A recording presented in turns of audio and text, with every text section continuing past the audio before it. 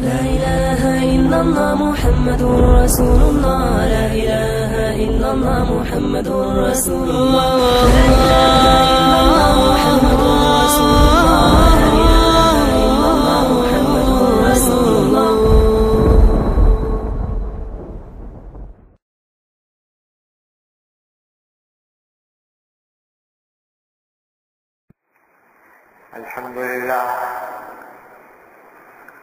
الحمد لله نحمده ونستعينه ونستغفره ونؤمن به ونتوكل عليه ونعوذ بالله من شرور أنفسنا ومن سيئات أعمالنا من يهده الله فلا مضل له ومن يضلله فلا هادي له وأشهد أن لا إله إلا الله وحده لا شريك له وأشهد أن سيدنا وسندنا ونبينا ومولانا محمدا عبده ورسوله صلى الله تعالى عليه وعلى آله وأصحابه وبارك وسلم تسليما كثيرا. أما بعد،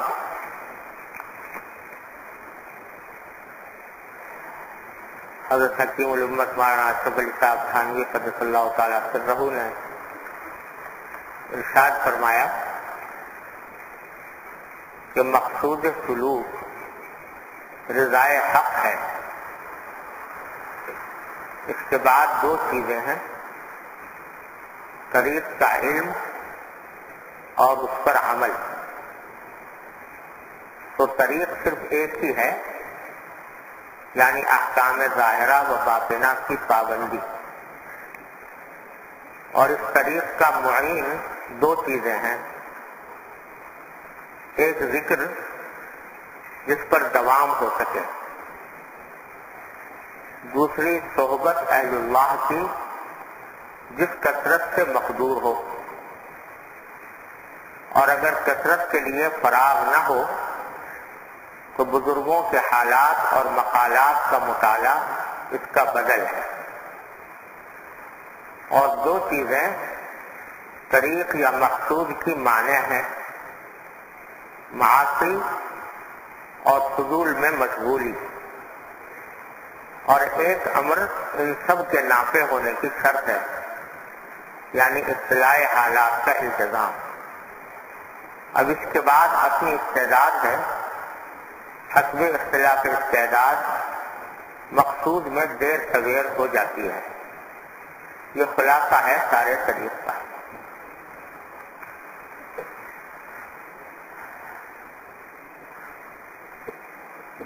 اس ارشاد میں حضرت والا نے طریق اور سلوک کا خلاصہ چند لفظوں میں بیان فرما دیا ہے. اس کو سمجھنے کی ضرورت ہے. تصوف کا نام تو سبھی نے سنا ہوگا. یہ تو ایک علم کا نام ہے.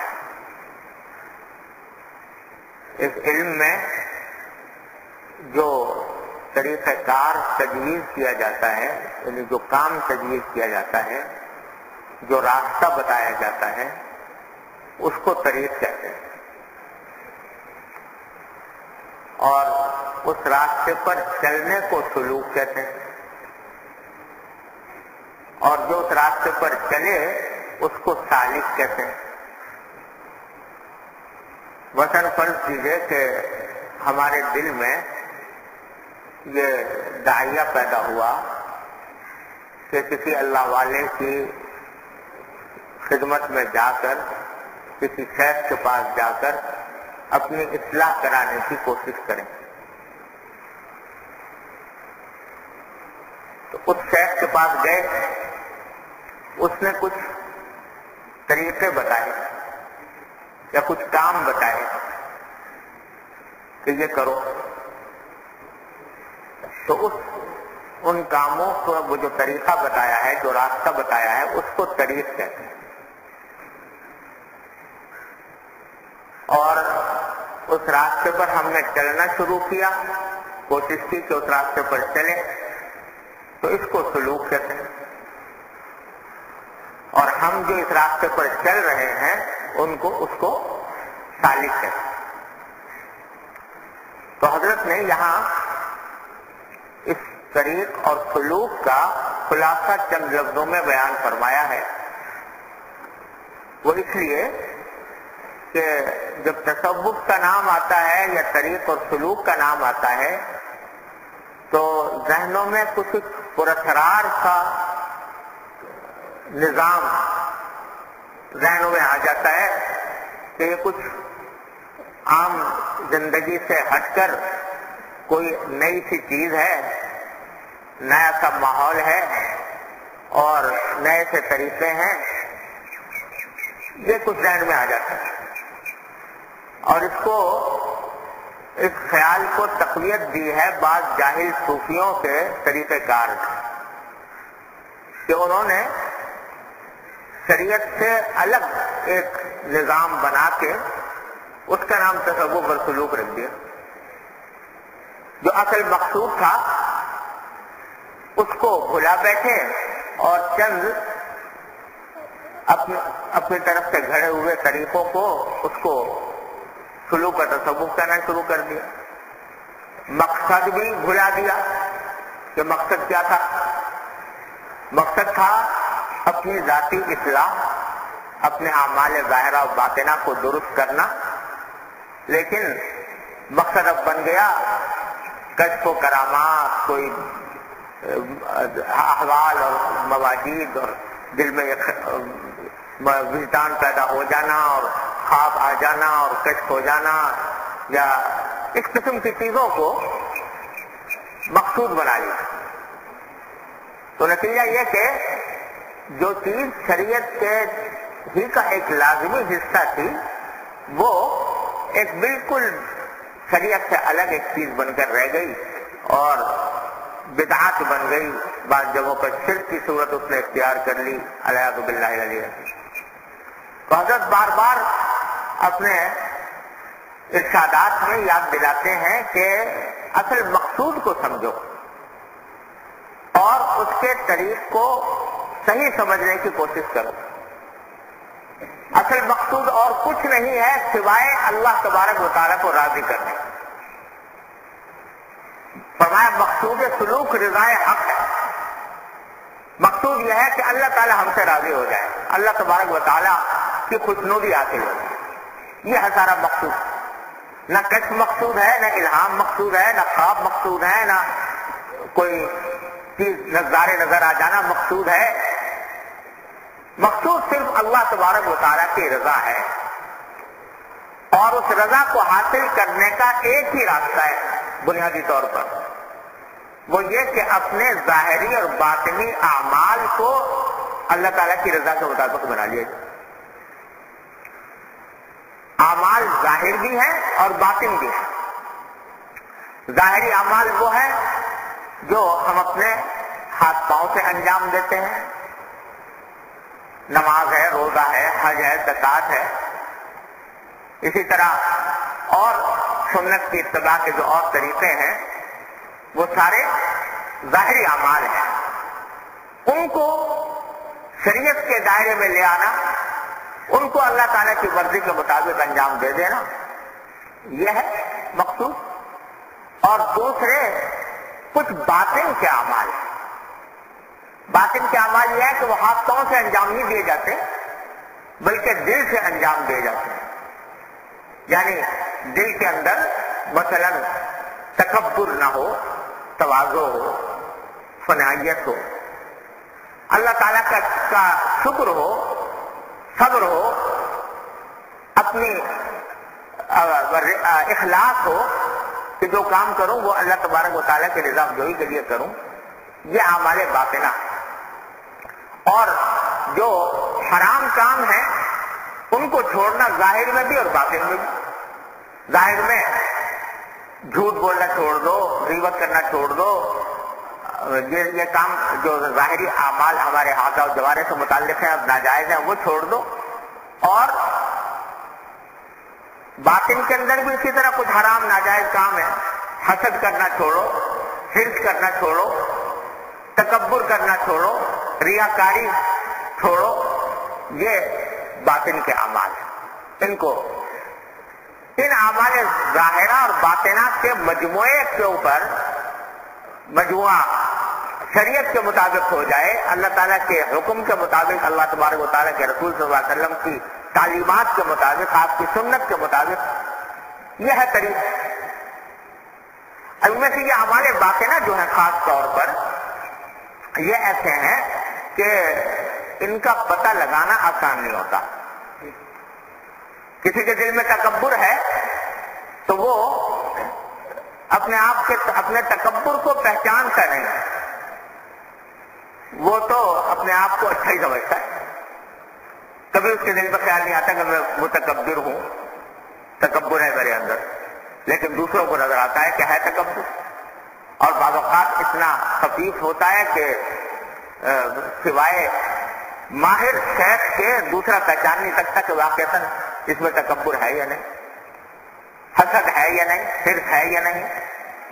تو ایک تو ان کی پہچان دشوار ہوتی ہے، دوسرا یہ اعمال باطنہ ایسے ہیں کہ انہی کے ذریعے اعمال ظاہرہ میں بھی روح پیدا ہوتی ہے.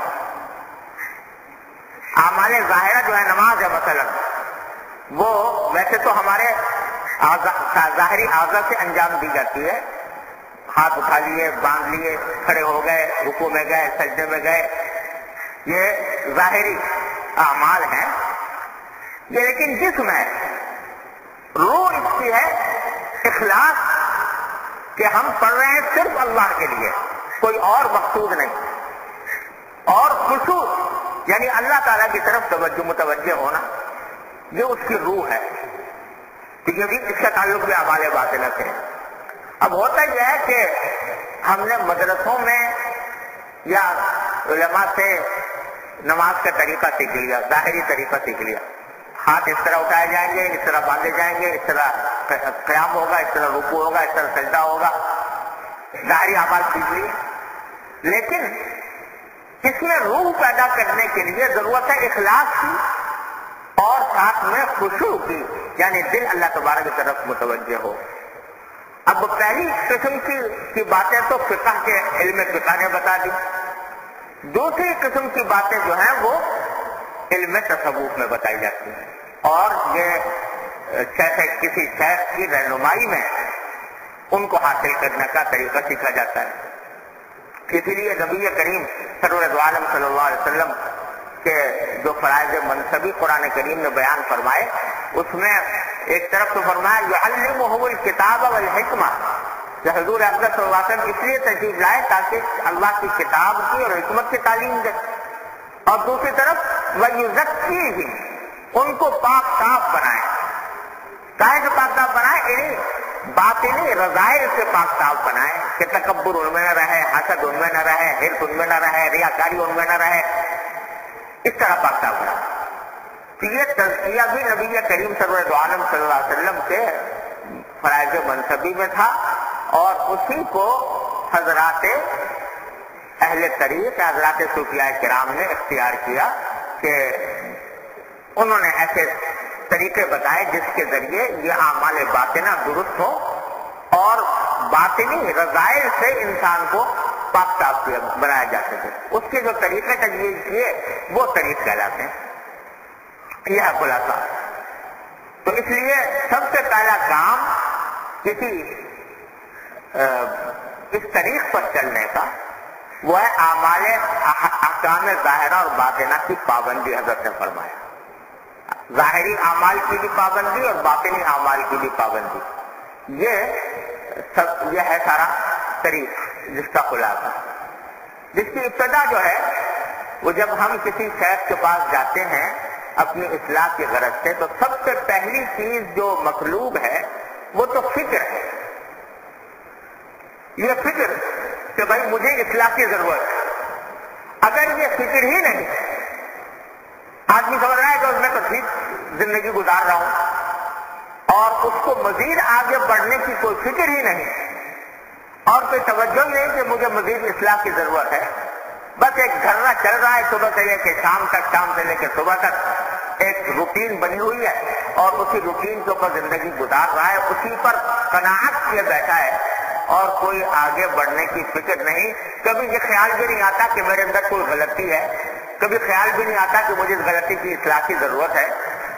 تو ایسا آدمی کیسے طریق پر چلے گا اور کیسے کسی کے پاس جائے گا اپنی اصلاح کرنے کے لیے، جب وہ خود اپنے آپ کو بیماری نہیں سمجھتا؟ وہ تو سمجھ رہا ہے کہ میں بالکل صحت مند ہوں، تو وہ جائے گا. تو سب سے پہلی چیز جو مطلوب ہے اس طریق میں وہ فکر ہے، اپنی اصلاح کی فکر، جس کو قرآن کریم میں فرمایا علیکم انفسکم، ارے اپنی خبر لو، اپنے حالات کو دیکھو، اپنے حالات کا جائزہ لو اور یہ فکر پیدا کرو، غفلت دور کرو کہ تمہارے اندر کوئی خامیاں ہیں، غلطیاں ہیں، ان کا احساس پیدا کرو. جب یہ احساس پیدا ہوگا اور دل میں یہ فکر آئے گی کہ مجھے اپنی خامیوں کی اصلاح کی ضرورت ہے، تو پھر آدمی متوجہ ہوگا صحیح کام کی طرف. لیکن اگر فکر ہی نہیں ہے، گزر رہی زندگی، جانوروں کی طرح انسان زندگی گزار رہا ہے اور اپنی اصلاح کی کوئی فکر ہی نہیں ہے، تو پھر آگے قدم کیسے بڑھے گا؟ حضور اقدس نبی کریم سرور دو عالم صلی اللہ علیہ وسلم نے حضرات صحابہ کرام کے دل میں تزکیے کے باب میں سب سے پہلے فکر پیدا کی کہ فکر پیدا کرو، غفلت دور کرو اور اس بات کو اپنے دل میں جماؤ کہ تمہیں ایک دن اللہ تبارک و تعالیٰ کے سامنے پیش ہونا ہے. اسی کو فرمایا حاسبو قبل ان تحاسبو، یعنی قبل اس کے کہ اللہ تبارک و تعالیٰ کی بارگاہ میں جا کر وہاں پر تم سے حساب لیا جائے کہ کیا کیا تھا اور کیا نہیں کیا تھا، اور کون سا عمل اچھا کیا، کون سا برا کیا، کون سے گناہوں کا ارتکاب کیا. یہ قبل اس کے کہ وہاں جا کر تم سے محاسبہ ہو، پہلے خود اپنا محاسبہ کرو، اپنا جائزہ لے کر دیکھو، اور جائزہ لینے کے بعد اگر آدمی کو احساس ہوگا کہ ہاں بھائی مجھے بھی ضرورت ہے، تو پھر آدمی کا قدم آگے بڑھتا ہے. ہماری جو بنیادی بیماری ہے، اللہ تعالی ہم سب کو اس سے نجات عطا فرما دے، وہ غفلت ہے. یعنی ہم اپنی موجودہ حالت پر قناعت کیے بیٹھے ہیں کہ آگے بڑھنا گویا کوئی ضرورت نہیں، ہمارا جو کام ہو رہا ہے وہ ٹھیک ہو رہا ہے. الیاذ باللہ. یہ ہے جب آدمی کو بیماری کا احساس نہ ہو تو پھر علاج کی طرف توجہ نہیں ہو. تو پہلا قدم ہے غفلت دور کر کے فکر پیدا کرنا. اور فکر پیدا کرنے کے لیے جیسا کہ نبی کریم صلی اللہ علیہ وسلم نے ارشاد فرمایا، بہت ساری باتیں آپ نے تلقین فرمائی، یہ کہ اکثروا ذکر حازم اللذات الموت، کہ موت کو کثرت سے یاد کرو. یعنی سوچا کرو کبھی کبھی کہ ایک دن میں مروں گا اور مجھے لوگ قبر میں دفن کر کے چلے جائیں گے اور وہاں پر میرے سامنے فرشتے آئیں گے، مجھ سے سوال و جواب کریں گے، اور پھر یہاں تک کہ عالم برزخ سے فارغ ہونے کے بعد قیامت کا دن آئے گا، حشر کا دن آئے گا، اللہ تبارک و تعالیٰ کے سامنے کھڑے ہوں گے، نام اعمال سامنے آئے گا اور پھر پوچھا جائے گا کہ تم نے کیا کیا تھا. لَتُسْأَلُنَّ يَوْمَئِذٍ عَنِ النَّعِيمِ، اس دن تم سے ساری نعمتوں کے بارے میں سوال ہوگا کہ نعمتیں دی گئی کہ تمہیں، ان نعمتوں کا تم نے کیا حق ادا کیا. تصور کرو ذرا. لیکن آج کل ہمیں 24 گھنٹے میں سے کتنا وقت کبھی ذہن میں تصور آتا ہے کہ ایک دن مر کے جا. اپنے ہاتھوں سے اپنے پیاروں کو قبروں میں اتارتے ہیں، ان کو مٹی دیتے ہیں، ان کے جنازوں کو کندھے دیتے ہیں اور یہ سوچ کر گزر جاتے ہیں کہ ہاں یہ تو ان کے ساتھ پیش آ گیا، لیکن اپنا خیال نہیں آتا. تو حضور اقدس صلی اللہ علیہ وسلم فرماتے ہیں کہ موت کو کبھی کبھی کثرت سے یاد کیا کرو، اکثروا ذکر حاضم اللذات، اس موت کو یاد کرو جو ساری لذتوں کو ختم کرنے والی ہے، اس کو یاد کرو گے، اللہ تعالیٰ کے سامنے کھڑے ہونے کا احساس دل میں پیدا کرو گے، تو پھر فکر پیدا ہوگی کہ میں اپنے آپ کو اس سوال و جواب کے لیے تیار کروں۔ تو ایک طریقہ یہ تجویز فرمایا، پھر فرمایا حاسبوا قبل ان تحاسبوا، قبل اس کے تمہارا حساب لیا جائے، خود اپنا حساب لے کر دیکھو، کون سے گناہ کر رہے ہو، کون سے ناجائز کام کر رہے ہو، کیسے کس طرح کی زندگی گزار رہے ہو، کون سے فرائض اور واجبات سے غفلت برت رہے ہو، اس کا اپنا محاسبہ کرو۔ جب اللہ تعالیٰ یہ محاسبے کی فکر عطا فرما دیتے ہیں تو پھر آدمی کو لگتی ہے کچھ فکر کہ ہاں مجھے اصلاح کی ضرورت ہے۔ اب اصلاح کی ضرورت کے فکر کے نتیجے میں کسی ہم شیخ کے پاس چلے گئے اور اس سے یہ کہا کہ میں اپنی اصلاح کرنا چاہتا ہوں، مجھے کچھ طریقہ بتائیے۔ تو سارے مشائخ یہ کہتے ہیں کہ جب کوئی بندہ اپنی اصلاح کی فکر لے کر آگے آئے تو پہلا قدم اس کا، سب سے پہلا قدم وہ ہے تکمیل توبہ، توبہ کی تکمیل، یعنی اپنی سابق زندگی جس طرح گزری ہے غفلت کے عالم میں کہ اس میں جائز ناجائز کا، حلال و حرام کا اور اپنی بیماریوں کا احساس نہیں تھا، ویسے ہی گزر رہی تھی، اس ساری زندگی سے توبہ کرو، ایک بار توبہ کرو۔ تو سب سے پہلا کام جو کوئی خیر اس شخص کو کراتا ہے جو شریعت کی طرف آگے بڑھا، سلوک میں قدم رکھا، تو سب سے پہلا قدم وہ توبہ کی تکمیل ہے کہ اپنی سابق زندگی سے توبہ کر کے آگے بڑھو۔ ہمارے حضرت مولانا مسیح اللہ خان صاحب قدس اللہ تعالیٰ سرہ بڑی کام کی ایک بات ارشاد فرمایا کرتے تھے، میں نے ان سے بار بار سنی، فرماتے تھے کہ آج ہماری اصلاح میں ایک بہت بڑی رکاوٹ یہ ہے کہ یا تو ماضی کی فکر میں پڑے رہتے ہیں یا مستقبل کی۔ ماضی کی فکر میں یہ کہ بھئی ہماری سابق زندگی، تو اگر کسی کو فرض کرو احساس پیدا ہوا اپنی اصلاح کا، تو شیطان یہ بتاتا ہے کہ تمہارا ماضی تو بڑا خراب گزرا ہے، تمہارے فلاں فلاں گناہ کیے ہیں، فلاں فلاں فرائض و واجبات میں کوتاہیاں کی ہیں، تو اس کے نتیجے میں ایک مایوسی کسی کیفیت دل میں پیدا ہو جاتی ہے کہ بھئی ساری زندگی تو پہلے ایسے گزر گئی، اب کون سا پتہ نہیں ہم ان کا اس کی تلافی کیسے ہوگی، ایک تو یہ فکر پیدا کر دے، یا مستقبل کی فکر پیدا کر دیتا ہے شیطان۔ مستقبل کی فکر یہ پیدا کرتا ہے کہ اگر آج میں اپنی اصلاح کا ارادہ کر لوں اور اپنے آپ کو بدلنے کی کوشش کر لوں اور یہ عہد کر لوں کہ اب آئندہ ٹھیک اللہ تعالیٰ کے حکم کے مطابق زندگی گزاروں گا، تو اس پر پتہ نہیں میں قائم رہ سکوں گا یا نہیں رہ سکوں گا، پاؤں پھسل تو نہیں جائے گا، غلطی تو نہیں ہو جائے گی، کتنا میں اپنی اس عہد پر قائم رہوں گا، یہ فکر پیدا کر۔ تو حضرت فرماتے ہیں کہ یا تو ماضی کی فکر میں پڑے ہیں یا مستقبل کی فکر میں۔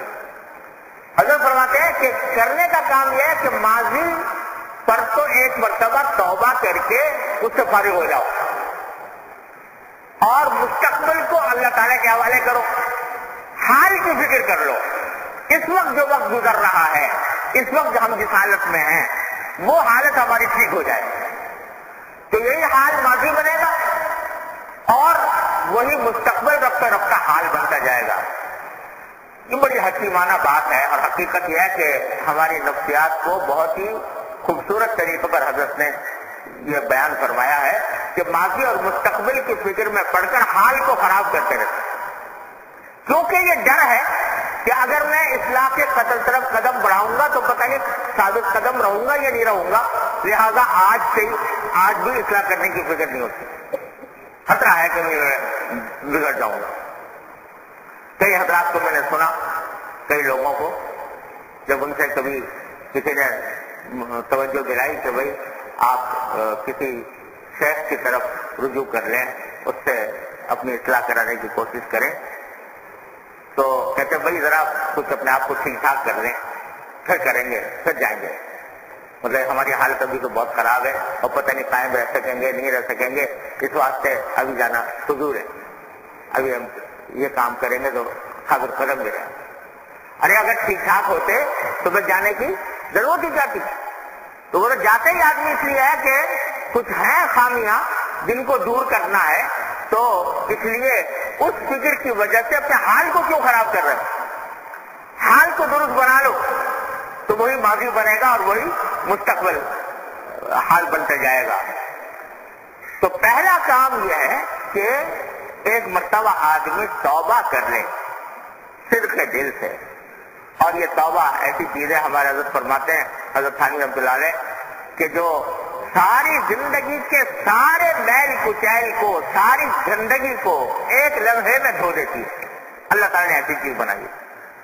التائب من الذنب کمن لا ذنب لہ. جو کسی گناہ سے توبہ کر لے تو ایسا ہو جائے گا جیسے کہ گناہ کیا ہی نہیں تھا. اللہ تعالیٰ نے ایسی چیز بنائی ہے توبہ کہ 70 سال انسان نے گزارے ہوں گمراہیوں میں، غلطیوں میں، یہاں تک کہ کفر و شرک میں، لیکن 70 سال کے بعد اللہ تعالیٰ توفیق دے دے اور توبہ کر لے تو سب معاف، کفر بھی، شرک بھی، فسق و فجور بھی، گمراہیاں بھی، سب کچھ معاف ہیں اگر توبہ ایک مرتبہ صدق دل کے ساتھ کر. ایسی چیز اللہ تعالیٰ نے. ہمارے حضرت فرماتے تھے حضرت ثانی رحمۃ اللہ علیہ کہ توبہ جو ہے تو تھوڑی سی چیز، چھوٹی سی چیز، لیکن یہ بڑے بڑے پہاڑوں کو ختم کر دیتی ہے. اور اس کی مثال اگر دیتے ہیں جیسے بارود اگر بڑے پہاڑ کے اندر رکھ دو ڈائنامائٹ تو وہ سارے کے سارے پہاڑ کو اڑا دے گی. تو اسی طرح یہ توبہ ایسی چیز ہے کہ جو سارے ماضی کی ساری غفلتوں پر، ساری گناہوں پر، معصیتوں پر، فسق و فجور پر، کفر و شرک پر پانی پھیر دیتی ہے ایک مرتبہ. اللہ تعالیٰ نے ایسی چیز بنائی. تو اس لیے توبہ اللہ تبارک و تعالیٰ توفیق عطا فرما دے اپنی رحمت سے توبہ کی. تو توبہ سب سے پہلا قدم ہے اصلاح کی طرف. اور جس دن اللہ تبارک و تعالیٰ نے انشاءاللہ اس کی توفیق عطا فرما دی صحیح معنی میں، یا ایھا الذین آمنوا توبوا الی اللہ توبۃ نصوحا، سچے دل کے ساتھ توبہ انسان کر لے تو ایک بہت بڑا پہاڑ اس نے اڑا دیا گناہوں کا. اللہ تعالیٰ کے حضور توبہ کیا ہے؟ توبہ ہے ندامت، ندامت کے ساتھ، شرمندگی کے ساتھ اللہ تبارک و تعالیٰ کے حضور حاضر ہو کر فریاد کر لے کہ یا اللہ میری زندگی بڑی خراب کاموں میں گزری ہے، اے اللہ آپ کے فضل و کرم سے میں نادم ہوں، اس کے اوپر شرمسار ہوں. جتنا بھی انسان اس کے اوپر عاجزی اور تضرع کا مظاہرہ کر کے اللہ تبارک و تعالیٰ کی بارگاہ میں توبہ کر لے تو بس سب معاف ہو جاتا ہے. یہ توبہ کی آہیں یہ ایسی چیز ہیں جو بڑے بڑے گناہوں کو ختم کر دیتی. ہمارے حضرت بابا نجمی حسن صاحب قدس اللہ تعالیٰ سرہ، ہمارے حضرت کے خلیفہ تھے، حضرت حکیم الامت قدس اللہ تعالیٰ سرہ کے، وہ شاعر بھی تھے. تو ان کا شعر بڑا اچھا شعر ہے. وہ فرماتے ہیں کہ دولتیں مل گئی ہے آہوں کی، دولتیں مل گئی ہیں آہوں کی، ایسی تیسی میرے گناہوں کی. یعنی جب اللہ تبارک و تعالیٰ نے دل میں آہیں اپنے ماضی پر، اپنی غلطیوں پر آہیں بھرنے اور اللہ تعالیٰ کے سامنے گڑ گڑانے کی توفیق عطا فرما دی تو ایسی تیسی میرے گناہوں کی. اب گناہ کو اس نے اڑا دیا، ختم کر دیا جب یہ توبہ اللہ تبارک و تعالیٰ اس کی توفیق عطا فرمائے. تو سب سے پہلا قدم توبہ ہے. جب ایک مرتبہ توبہ کر لی، جس لمحے کر لی، سچے دل سے کر لی، تو ندامت پہلا کام ہے اس میں کہ اپنے سابق گناہوں کے اوپر ندامت کے ساتھ اللہ تعالیٰ کے حضور حاضر ہو. دوسرا، فوراً اس وقت چھوڑ دے گناہ کو جس وقت توبہ کر رہا ہے. اور تیسرا، دل میں یہ ارادہ کر لے، پکا ارادہ، کہ آئندہ سے یہ گناہ نہیں کروں، یہ پکا ارادہ کر. 3 باتیں اکٹھی ہو جائیں تو توبہ بالکل پکی اور سچی ہوگی. اب جس لمحے انسان نے یہ کام کر لیا اس لمحے اس نے سارے ماضی پر پانی پھیر دیا، سب ختم ہو گیا، سب کو گناہ دھل گئے اس توبہ کے ذریعے. اب اس میں ذرا سی ایک بات یہ سمجھنے کی ہے کہ جہاں تک تعلق ہے پچھلے گناہوں پر ندامت کا، وہ تو عام طور سے توبہ کرنے والے کے دل میں پیدا ہو ہی جاتی ہے. جب باقی توبہ کر رہا ہے تو دل میں ندامت ہوگی تبھی توبہ کرے. اسی طرح جس وقت توبہ کر رہا ہے اس وقت گناہ چھوڑ دینا یہ بھی ہو جاتا ہے. لیکن جو تیسری بات ہے یعنی آئندہ نہ کرنے کا مکمل عزم، اس میں بعض اوقات شبہ رہتا ہے کہ پتہ نہیں یہ عزم پیدا ہوا دل میں یا نہیں ہوا. تو خوب سمجھ لیجئے کہ لا یکلف اللہ نفسا الا وسعها، اللہ تعالیٰ نے کسی بھی انسان کو اس کی وسعت سے زیادہ کا مکلف نہیں کیا. وسعت میں اور اختیار میں اتنا ہے کہ آدمی اس وقت ارادہ کر لے کہ میں آئندہ گناہ نہیں کروں گا، اس وقت ارادہ کر لیں. اب یہ دل میں وسوسہ آ رہا ہے کہ پتہ نہیں میں کہیں اس پر ثابت قدم رہوں گا یا نہیں رہوں گا، کہیں پھسل تو نہیں جاؤں گا، پھر دوبارہ سے ایک گناہ کا ارتکاب نہیں ہو جائے گا. یہ جو وسوسے آ رہے ہیں یہ وسوسے توبہ کے منافی نہیں، یہ غیر اختیاری ہیں جو آ رہے ہیں، یہ توبہ کے منافی نہیں. اپنی طرف سے ارادہ کر لو، پکا ارادہ کر لو کہ نہیں کریں گے. جب یہ ارادہ کر لیا تو اللہ تعالیٰ کے فضل و کرم سے معافی ہو گئی، پچھلا ماضی دھل گیا اور سب گناہ اللہ تعالیٰ نے معاف فرما دیے. اب کچھ اس میں توبہ کی تکمیل میں بعض چیزیں اور بھی داخل ہیں. یعنی جو پچھلے زمانے میں جو گناہ ہوئے ہیں اس میں کچھ ایسے ہیں جن کی تلافی ہمارے ذمہ واجب ہے، اس کا اہتمام بھی ضروری ہے توبہ کی تکمیل کے لیے. ایک مرتبہ 2 رکعتیں پڑھ کے اللہ تعالیٰ کے حضور دل گرا لیے، رو لیے، توبہ کر لی، الحمدللہ بڑا اچھا کام ہو گیا، پچھلا ماضی دھل گیا. لیکن کچھ باتیں ایسی ہیں جن کی تلافی ضروری ہے، جو ہم سے غلطیاں ہوئی ہیں ان کی تلافی ضروری ہے. مثلا کچھ تو اللہ تعالیٰ کے حقوق ہیں، فرض کرو نمازیں قضا ہوئی ہوئی ہیں پرانی، تو ان نمازوں کو قضا کرنا ضروری ہے. وہ جتنا ہو سکے جلدی سے جلدی ان کو فارغ کیا جائے.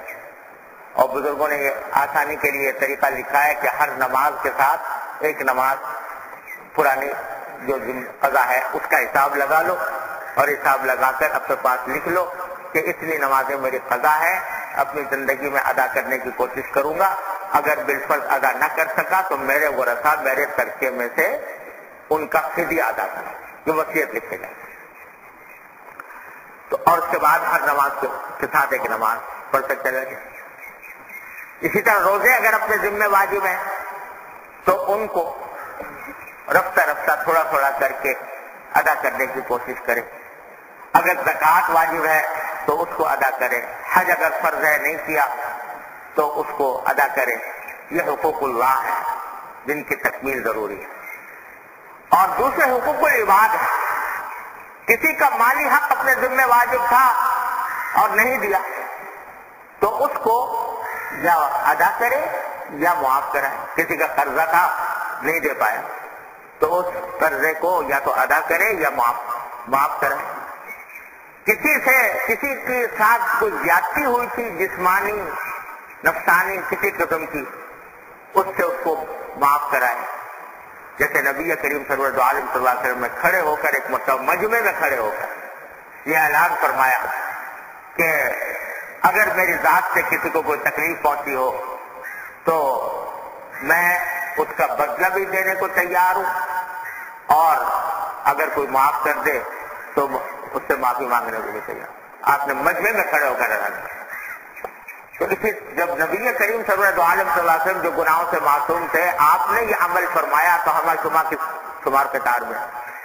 تو اگر کسی کا حق ضائع ہوا ہے تو وہ اس حق کو ادا کرنے کی فکر کرے یا معاف کرے. حدیث میں فرمایا نبی کریم سرور عالم صلی اللہ علیہ وسلم نے کہ اگر کسی شخص کا کوئی حق ہمارے ذمہ واجب ہے تو آج اس سے معافی طلب کریں. اس دن آنے سے پہلے جبکہ نہ دینار ہوگا نہ درہم ہوگا، یعنی پیسے نہیں ہوں گے آخرت میں. آج یا تو ادا کر لے یا معاف کرا دے. یہ تلافی ہے تکمیل توبہ. یہ کام ہو جائے ایک مرتبہ تکمیل توبہ تو الحمدللہ ماضی کا قصہ ختم ہو گیا. اور ہمارے حضرت یہ بھی فرماتے تھے، حضرت حکیم الامت قدس اللہ تعالیٰ کر رہا ہوں، کہ جب ایک مرتبہ سچے دل کے ساتھ معافی مانگ لی، توبہ کر لی، تو اب بار بار گناہوں کو یاد نہیں کرنا چاہیے. ایک مرتبہ معافی اچھی طرح مانگ لو، توبہ کر لو، پھر بار بار گناہوں کو یاد نہ کرو کہ ہم نے فلاں گناہ کیا تھا، فلاں گناہ کیا تھا. بھولنے کی کوشش کرو.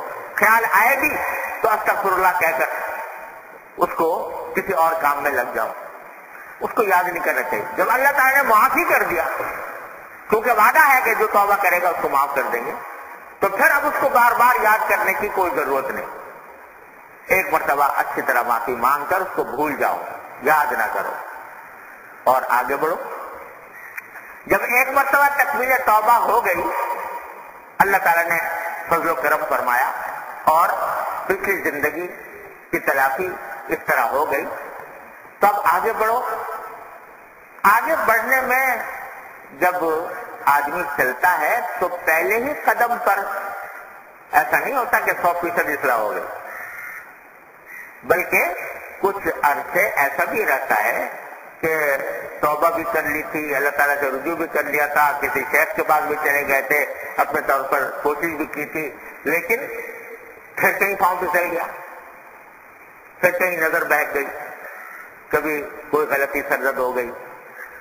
تو یہ شروع میں جب آدمی اصلاح کے طرف بڑھتا ہے تو کچھ تھوڑی سی کشتی ہوتی ہے انسان میں اور اس کے نفس و شیطان کے درمیان. کبھی یہ اس کو ڈھا دیتا ہے، کبھی وہ اس کو ڈھا دیتا ہے. تو اس سے بھی مایوس نہ ہو، بلکہ پھر غلطی ہو جائے دوبارہ اس وہی کام کرو، دوبارہ استغفار، دوبارہ توبہ، دوبارہ تجدید عزم کرو.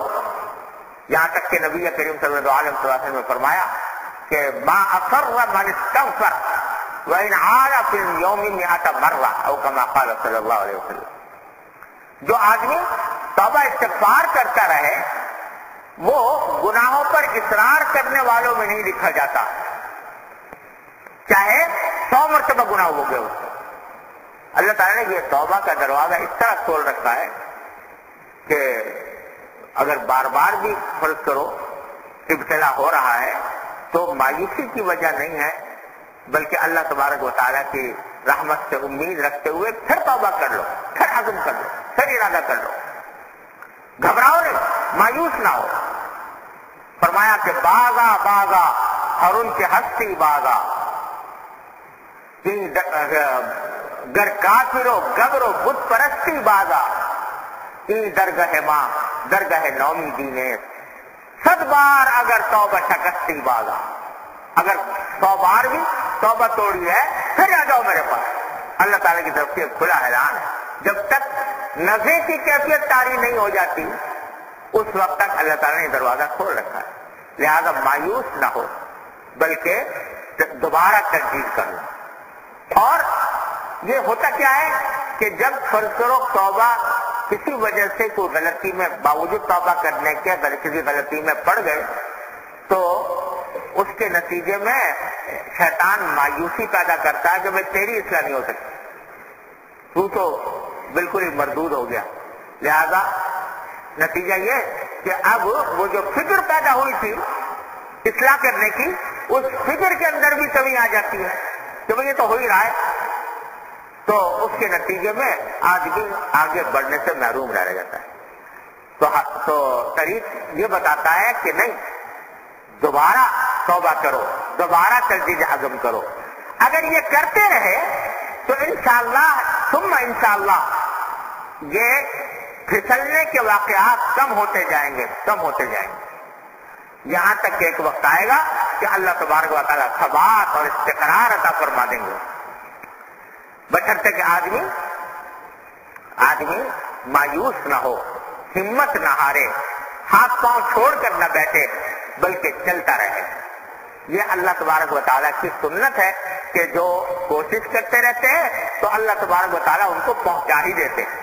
وعدہ کیا ہوا ہے الذین جاہدوا فینا لنہدینہم سبلنا، جو ہمارے راستے میں محنت کرتے رہیں گے، کوشش کرتے رہیں گے، ہم ضرور بالضرور، یہ الفاظ کی بات فرمائے، ضرور بالضرور ان کو اپنے راستوں پر پکڑ کر لے جائیں گے. ان کو اپنے راستوں پر پکڑ کر، اپنا ہاتھ پکڑ کے ان کو وہاں پہنچا دیں گے اپنے راستوں پر. ہمارے حضرت فرماتے تھے کہ اس کی مثال ایسی ہے جیسے کوئی بچہ جو ہے وہ جب چلنا سیکھتا ہے تو ماں باپ جو ہیں وہ یہ دیکھتے ہیں کہ اپنی طرف سے کتنی کوشش کر رہا ہے. اس کو بلائیں گے اپنی طرف دور کھڑے ہو کر یہ دیکھنے کے لیے کہ ایک آدھ قدم یہ خود چلے. تو وہ خود جب چلتا ہے اور آگے گرنے لگتا ہے تو پھر ماں باپ اس کو گرنے نہیں دیتے، پکڑ لیتے ہیں.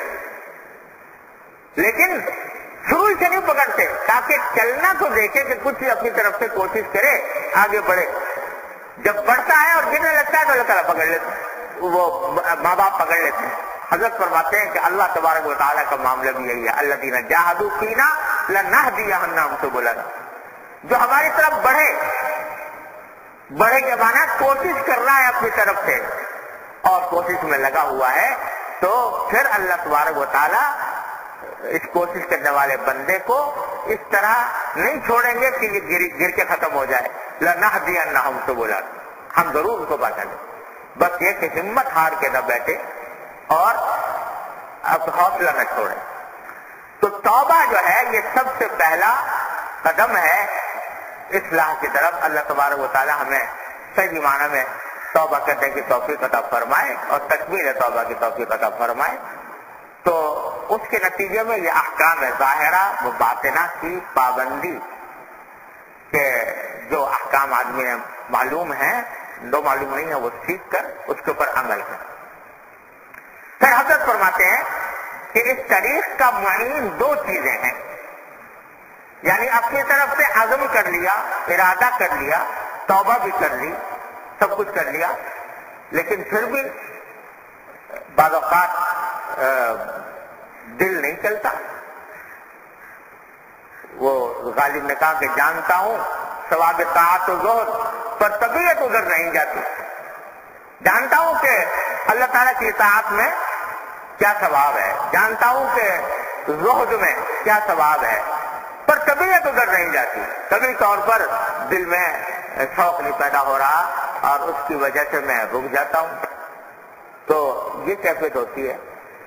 تو اس کے لیے حضرت فرماتے ہیں کہ دو چیزیں ہیں جو اس کام کے لیے مددگار ہو جاتی ہیں. وہ جو عزم کیا تھا اس عزم کو پختہ کرنے کے لیے، اس پر قائم رہنے کے لیے اور رکاوٹوں کو دور کرنے کے لیے دو چیزیں ہیں جو اس کے لیے مددگار ہوتی ہیں. ایک فرمایا ذکر جس پر دوام ہوتا ہے، اللہ تعالیٰ کا ذکر.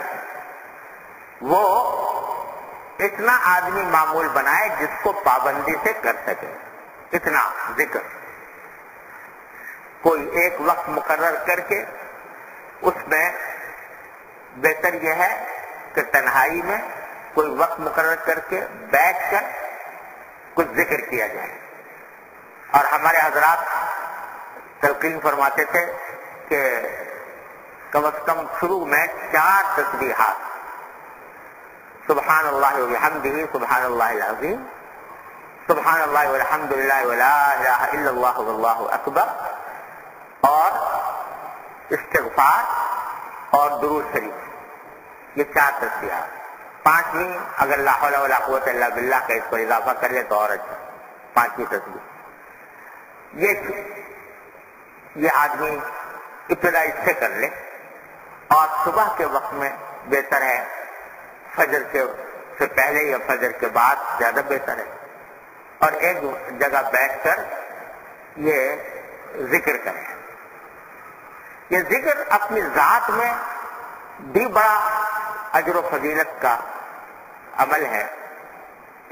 ہم لوگوں کو اس کا اندازہ نہیں ہے کہ اس ذکر کے کلمات میں اللہ تبارک و تعالیٰ نے کیا کچھ عظیم اسرار اور معارف رکھے ہیں۔ اللہ تعالیٰ یہ بہتر جانتے ہیں کہ جب یہ فرما دیا کہ سبحان اللہ ایک مرتبہ کہہ دینا، الحمدللہ ایک مرتبہ کہہ دینا، یہ انسان کے میزان عمل کو بھر دیتا ہے۔ تو پتہ نہیں کیا کیا ان الفاظ کے اندر، ان کلمات کے اندر کیا نور ہے، کیا معارف اور اسرار ہے، اللہ تعالیٰ بہتر جانتے ہیں۔ اپنی جگہ یہ خود باعث اجر و ثواب ہے۔ حدیث میں آتا ہے کہ سبحان اللہ بحمدہ جو آدمی 100 مرتبہ پڑھے دن میں، تو اس کے گناہ اگر ریت کے برابر بھی ہوں تو بھی اللہ تبارک و تعالیٰ اس کی مغفرت فرما دیتے ہیں۔ اللہ تعالیٰ کو بہت محبوب کلمہ ہے سبحان اللہ والحمدللہ ولا الہ الا اللہ واللہ اکبر، یہ اللہ تعالیٰ کو بہت محبوب ہے۔ تو جو آدمی یہ پڑھے تو اس کے گناہوں کی بھی معافی ہے، اجر و ثواب میں بھی اضافہ ہے۔ اور فرمایا کہ لا الہ الا اللہ وحدہ لا شریک لہ لہ الملک ولہ الحمد وہو علی کل شیء قدیر، یہ کلمہ جو سب پڑھ لے 10 مرتبہ تو 40 غلام آزاد کرنے کا ثواب۔ غرض مختلف فضیلتیں ایک ایک ذکر کی وارد ہیں، ان سے حدیث وغیرہ کی کتابیں بھری ہوئی ہیں۔ یہ ثواب تو اپنی جگہ ہے، لیکن جو بات حضرت فرما رہے ہیں وہ یہ ہے کہ اس ذکر کے نتیجے میں اللہ تبارک و تعالی نفس اور شیطان کا مقابلہ کرنے کی ایک قوت عطا فرماتا ہے۔ یعنی ذکر جو ہے وہ معین اور مددگار بن جاتا ہے نفس اور شیطان کا مقابلہ کرنے۔ ہمارے حضرت والا حضرت عارفی قدس اللہ تعالیٰ سے وہ فرمایا کرتے تھے کہ یہ ذکر جو ہے یہ ایک انرجی ہے، یعنی ایک قوت، ایک طاقت ہے جس کے ذریعے آدمی جو ہے وہ اپنے فاسد جذبات کے مقابلے میں، گناہوں کے دائرے کے مقابلے میں ان کے خلاف ایک قوت پیدا ہوتی ہے۔ یعنی شروع میں آدمی ایسا ہوتا ہے کہ گناہ کے آگے جیسے مجبوری ہو گیا، جانتا ہے کہ گناہ ہے لیکن اپنی طبیعت سے مجبور، پر طبیعت ادھر نہیں جاتی۔ لیکن جب ذکر یہ کرتا ہے تو ذکر کے نتیجے میں اللہ تبارک و تعالیٰ اس کے ارادوں میں، اس کی نیتوں میں قوت عطا فرماتے ہیں، جس کے نتیجے میں وہ گناہوں سے بچنا اس کے لیے جتنا پہلے مشکل تھا اتنا مشکل نہیں رہتا، طبیعت اس کی طرف راغب ہونے لگتی ہے۔ یہ ایک قوت ہے۔ ہمارے حضرت فرماتے ہیں کہ جیسے آدمی صبح کو ناشتہ کرتا ہے تو وہ ناشتہ جو ہے وہ اس کو ایک قوت فراہم کرتا ہے آگے کام کرنے کے لیے، تو اسی طرح حضرت فرماتے ہیں کہ یہ روحانی ناشتہ ہے کہ آدمی صبح کو اللہ تبارک و تعالیٰ کا کچھ ذکر کرے۔ تلاوت قرآن بھی ذکر میں داخل ہے، اور یہ کلمات بھی ذکر میں داخل ہیں، دعا کرنا بھی ذکر میں داخل ہے۔ یہ کچھ وقت اس میں صرف کر کے جب آدمی تھوڑا وقت اس میں صرف کر لیا تو یہ اس کے لیے معین اور مددگار ہوگا اس عزم کو پورا کرنے کے لیے جو اسے توبہ سے کی صورت میں کیا تھا۔ اور اگر ہمارے حضرت تو یہاں تک فرماتے تھے کہ اگر فرض کرو بیٹھ کر ایک مرتبہ میں کرنے کا موقع نہیں مل رہا تو ابھی ناغہ نہ کرو، چلتے پھرتے پڑھ لو، چلتے پھرتے یہ کلمات ادا کرتے رہو، انشاءاللہ پھر بھی اس کی فائدے سے محروم نہیں رہو گے۔ ایک ذکر شروع کر تو حضرت فرماتے ایک چیز جو بڑی معین و مددگار ہے اس طریق پر چلنے میں وہ ذکر ہے۔ بس یہ کہ بھائی کوئی بھی چیز وہ اس وقت فائدہ مند ہوتی ہے جب آدمی اس کو پابندی سے کرے۔ اسی لیے ہمارے بزرگوں نے فرمایا کہ اتنا ذکر اپنے معمول میں شامل کرو کہ جتنا تم آسانی سے کر سکو.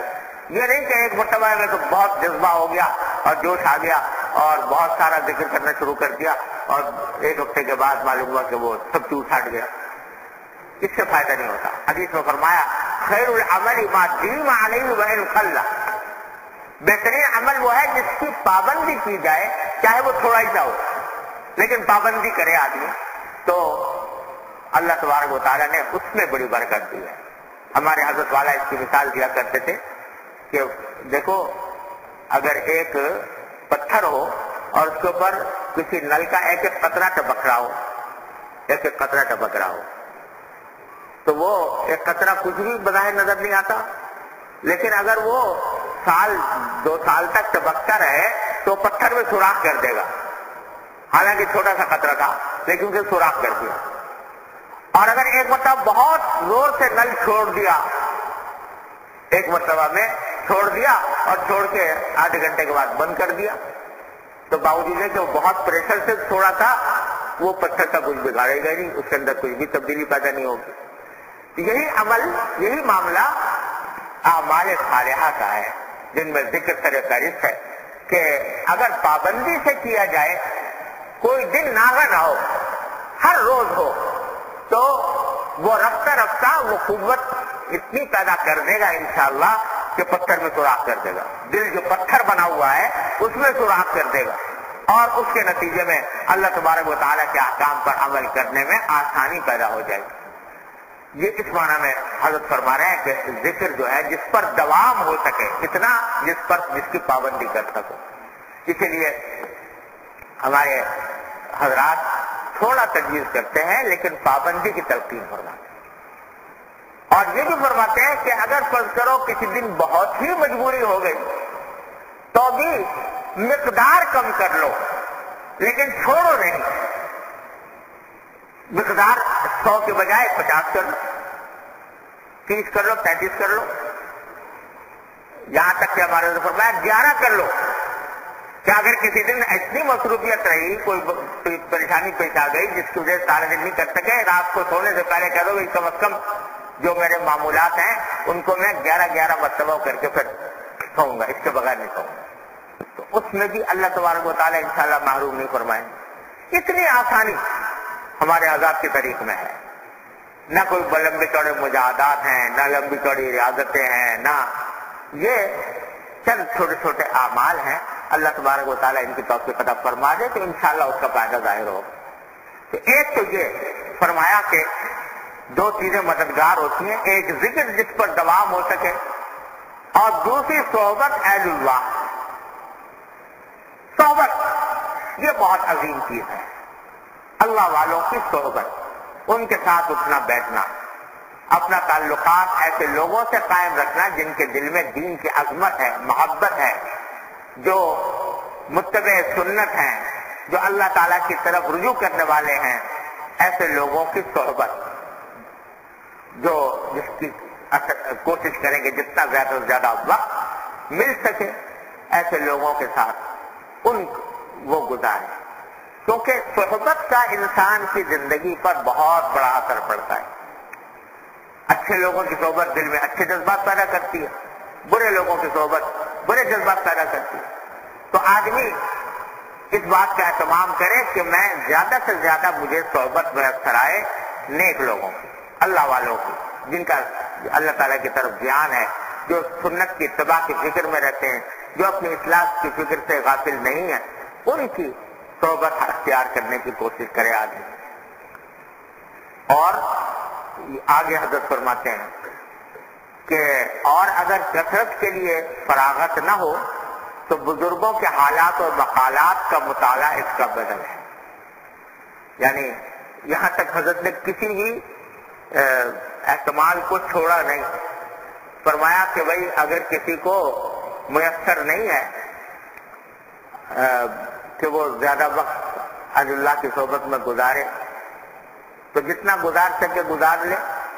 اور اس کا بھی ایک متبادل طریقہ حضرت نے یہ بتایا کہ اگر وہ نہیں ہوتا تو کم از کم ان کے حالات اور مقالات کا مطالعہ کریں, اللہ والوں کے سوانح حیات, ان کے مقالات، ان کے ملفوظات یہ اپنے مطالعے میں رکھیں کہ کوئی دن اس سے خالی نہ جائے.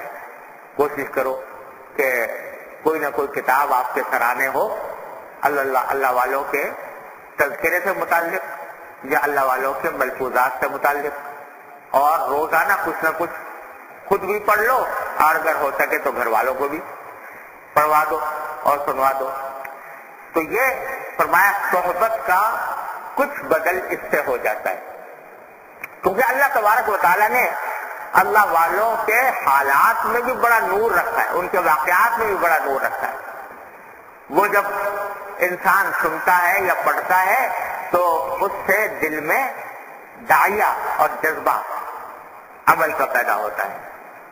اور اس سے بڑی یہی وجہ ہے کہ اللہ تبارک و تعالیٰ نے قرآن کریم کے اندر انبیاء کرام کے واقعات اس کثرت سے بیان فرمائے. ایک ہی واقعہ بعض اوقات بار بار بیان فرمائے قرآن کریم, تاکہ وہ اچھی طرح دل میں تبث ہو جائے. کیونکہ ان انبیاء کرام کے حالات, صحابہ کرام کے حالات, بزرگان دین کے حالات سے ایمان تازہ ہوتا ہے اور انسان کے جذبہ عمل میں ترقی ہوتی ہے. اس واسطے حضرت فرماتے ہیں کہ اس کو اپنے مطالعے میں رکھو. اور اس کا آسان طریقہ یہ ہے کہ ان میں سے کوئی کتاب اپنے پاس کسی بزرگ کے حالات صحابہ کرام کے حالات زندگی, مثلا حیات الصحابہ حضرت مولانا محمد یوسف صاحب کاندھلوی رحمۃ اللہ علیہ کی کتاب ہے حیات الصحابہ, وہ اپنے سرانے رکھ لو, روزانہ ایک سبق پڑھنے کا معمول بنا لو. وہ ختم ہو جائے تو سیر التابعین لے لو, تابعین کے حالات پڑھ لو, اس کو پڑھو. پھر ختم ہو جائے ہمارے قریب کے جو علماء کرام ہیں, اشرف الصبان حضرت تھانوی رحمۃ اللہ علیہ کی, تذکرۃ الرشید حضرت گنگوئی رحمۃ اللہ علیہ کے حالات وغیرہ کی, وہ رکھ لو. اور حضرت تھانوی رحمۃ اللہ علیہ کے ملفوظات کی کتابیں اپنے پاس رکھ لو. تو ان میں سے جو بھی میسر آ جائے اور اپنے سرانے رکھ لو کہ بھائی جب تک ایک صفحہ دو صفحے اس کے نہیں پڑھ لیں گے اس وقت تک سوئیں گے نہیں. یہ ارادہ کر لو تو کچھ زیادہ مشکل کام نہیں ہوتا. میں نے یہ معمول بنایا ہوا سالہ سال کہ دوپہر کو لیٹنے سے پہلے حضرت رسول صلی اللہ تعالیٰ عنہ کے مواعظ تھوڑے تھوڑے پڑھا کرتا تھا شروع سے. تو الحمدللہ اس طرح ایک ایک صفحہ, دو صفحہ, تین صفحہ روزانہ پڑھے تو الحمدللہ سینکڑوں بعض اس طرح اللہ تعالیٰ نے پڑھنے کی توفیق دے دی. تھوڑا تھوڑا کر کے بھی آدمی گزر جاتا ہے, اس سے بھی بڑا فائدہ ہوتا ہے کہ چاہے تھوڑا کیا لیکن پابندی سے کیا تو اللہ تعالیٰ کے فضل و کرم سے اس کا فائدہ پہنچے گا. اللہ تعالیٰ ہمیں سب چیز کی توفیق عطا فرما دے. پھر فرماتے ہیں کہ دو چیزیں طریق یا مقصود کی مانے, ایک تو معاصی یعنی گناہ حتی الامکان اس سے بچنے کی فکر کرو, اور فضولیات میں مشغول یعنی وقت کو ضائع مت کرو فضول کاموں میں, ایسے کاموں میں کہ جن میں نہ دنیا کا فائدہ نہ دین کا فائدہ. ان ایسی مشغولیات سے, ایسے کاموں سے اپنے آپ کو بچاؤ. تو یہ طریقہ کار حضرت نے بتا دیا سارا. اور پھر فرماتے ہیں کہ امر ان سب کے نافع ہونے کی شرط ہے, یعنی اصلاح حالات کا التزام, کہ جس سے اپنی اصلاح کرانی ہے اس کو اپنے حالات کا بتاتے رہو کہ دل میں کیسے جذبات پیدا ہو رہے ہیں, کیسے خیالات آ رہے ہیں, کیا کام کہاں دل میں کوئی شبہ پیدا ہوا ہے کہ میرے اندر کوئی باطن کا رذیلہ تو نہیں ہے, وغیرہ وغیرہ. تو یہ جب یہ خلاصہ فرماتے ہیں, اس کے بعد اپنی استعداد ہے حسب اختلاف استعداد مقصود میں دیر صغیر ہوتی رہتی ہے. کوئی آدمی اس طریقے پر چل کر بہت جلدی تکمیل تک پہنچ جاتا ہے, کسی کو کچھ دیر لگتی ہے, لیکن راستہ یہی ہے. اور اللہ تبارک و تعالیٰ کی رحمت سے اگر آدمی اس پر استقامت کے ساتھ چلتا رہے تو کسی نہ کسی دن منزل تک ضرور پہنچے گا انشاءاللہ تعالیٰ.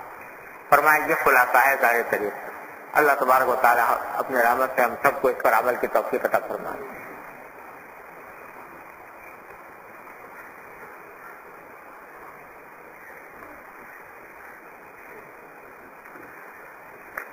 یہ جو کسی نے پوچھا اکثر سوال ہے کہ جو آپ نے فرمایا کہ توبہ کے بعد بار بار گناہ کو یاد نہ کیا جائے, تو جو حدیث میں گناہوں کو یاد کر کے رونے کا ذکر ہے اس کا کیا مطلب ہے؟